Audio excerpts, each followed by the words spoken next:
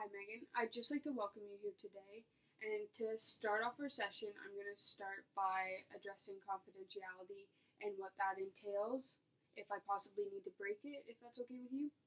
So, confidentiality is a way for us to keep a trusting relationship by having me not be able to share your information unless I feel that you or somebody else may be in harm because of something that you told me, or also if I feel that a child is possibly being abused. And lastly, if I have been subpoenaed by the court to share your information. So does everything around confidentiality sound okay to you? Yeah. Okay, so I'm just going to get you to sign this form that shows that you understand what confidentiality entails and that you understand if I need to break it. Okay.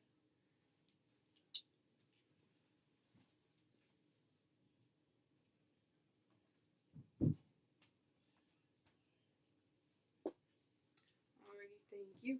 And to start off our session, I'm just going to start by asking you what brings you here today. Well, the biggest problem is that, about a month ago, my husband passed away. Okay, and how has that been affecting you? I just don't want to leave the house. I've kind of distanced myself from my friends, and I don't want to leave the house. Okay, and why do you feel that way? Is it maybe because how much did your husband mean to you? Was he possibly the sole provider in the house? Did he maybe he drove you everywhere? Maybe he took you to buy groceries. I think it's he definitely did bring in more money than I did. I was a stay-at-home mom for about 20 years up until kind of all my kids flew the nest, and I just I kind of started working at a grocery store just to kind of get some money, extra money coming in, and I just don't know what to do now that he's gone. And what do you mean by you don't know what to do? I just don't know how to go about my daily life without him there, because I'm 45. We've been married since we were both 20. That's when we got married. So I'm for 25 years of my life, we were together every day, unless he was at work. But as soon as he got home, we were doing everything together. Okay, so I can really see how much he meant to you and how big of a possible space there is in you that because you're missing him so much and because he's not there. Do you feel like that's correct? Yeah, it's just piece of my heart is missing, right? It was just ripped out, and it's the way he passed was one at the beginning of the week, he was diagnosed with cancer, and by the end of the week he was gone. So I didn't have months and months to prepare for his passing. It was just the diagnosis one day, and then boom, he was gone. So it happened too quick, is what you're saying? Yeah, and I kind of think maybe if I had have had some time to kind of understand that, okay, he's not going to be here for much longer, then I would have been able to kind of comprehend and prepare myself for it. But I didn't have that.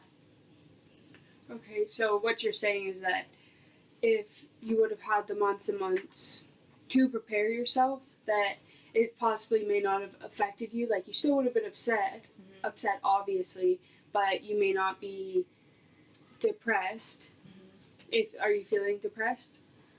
I think slightly. I wouldn't say that it's very extensive, but I do find myself some days when I wake up in the morning and I see that the spot beside me is empty, I don't want to get out of bed because it just puts me in this kind of, I guess, slump, and I would just rather stay there all day. So I can see that there's possibly like depression forming, but it's more just a lot of sadness. Yeah. Yeah, sadness and just, yeah. I just miss him a lot. Okay, so I would like to go back to addressing, like, you just wanting to stay at home. Are you, like, I understand that you just want to stay at home, but are you trying to make plans with possibly your children or friends you have to try and get you out of the house and not think about them so much? I wouldn't say I am, because I was so wrapped up in, like, when he first got, like, diagnosed, and then him being sick, like, I was at the hospital with him all the time, and then when he passed away, like, I had to deal with all of those, the funeral, like, setup, and just dealing with all of that. Like, I invested myself so much in, like, his care before he was gone, and, like, basically his care after he had passed, to make sure his service was good and all that. Like, I really distanced myself from like, from other family members, even my children, because I just, like, even for them, it's like their father passed away. Like, how do you talk about that with them? So I could see that you really wanted to make it so people remembered him in the best way possible. Yeah, I just wanted to be able to give him, like, something that he would be remembered by, because he was such a great father and husband and even, like, son, and it was something he really deserved, so I just invested myself in it a lot.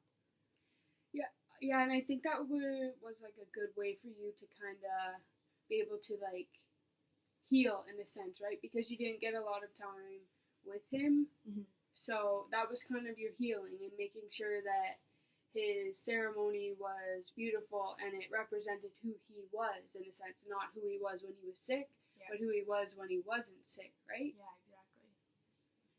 So I'm just wondering,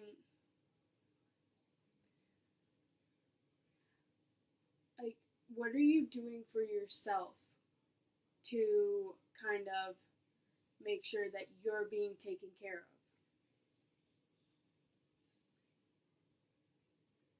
Like, are you maybe going, like, are you buying yourself dinner? Are you taking a nice bath? Like, what are you doing to kind of, like, just, like, treat yourself and, like, have that time to allow yourself to recuperate and, like, possibly even think about the whole situation that has happened and just, like, I wouldn't really say I'm doing anything for myself. Like, I think me coming here is the first real thing I've done for myself to get myself help. Like, I just, like, I don't even know. I just don't do anything for myself. Like, I shower and keep myself clean. Yeah. I know hygiene, but I'm not one who, even before he passed away, I'm not one who would take a nice bath after a long hard day. Like, I just don't. Do you maybe think, like, there's a reason why you're not maybe focusing on yourself as much as you should be, with because of how much this has been affecting you? I think because he's still in the back of my head, and I don't want to forget him, but I want to kind of move on in life with the memory of him still there, but not so prominent in my brain. And I also worry about family and, like, my children and how they're coping, because like I said, I have not talked a lot with them, or any of them, about it. So I think I worry a lot, and I worry that I won't be able to get past this, and it worries me a lot that maybe I'll be, like, I don't want to sound like I'm moving on already, but it's scary to think that you might be by yourself for the rest of your life. And do you think it's ever crossed your mind that maybe your husband would be mad at you or disappointed in you if you were to move on down the road? I think so because we didn't get to have that talk. Like that's with it being so sudden. That's kind of another thing we missed out on. Like I didn't get to hear him tell me it would be okay or how he felt about it. So I just don't know. Like it's really a lot of not knowing that kind of puts me in a stop and halt, like just kind of stay at home mood. Okay, well, it looks like we're coming to the end of our session, but I really hope today has helped you to be able to express some of the feelings you've been bottling up inside because, like, you haven't had anybody to talk to. And I'm hoping that in our next few sessions to come, we can start working on ways for you to maybe focus more on yourself and possibly just help yourself get past this pain you were feeling because of this loss. I really appreciate you taking the time to talk to me because I haven't been able to talk to anyone recently, and it's really nice to kind of talk to someone and have someone listen because I'm not like a very emotional person. I kind of just bottle things up and I don't speak my mind or just tell people what's going on. So it definitely has kind of, I think, steered me in the right direction of like kind of starting to feel better and like cope with his passing. Yeah, and that's definitely my pleasure, and I look forward to seeing you again.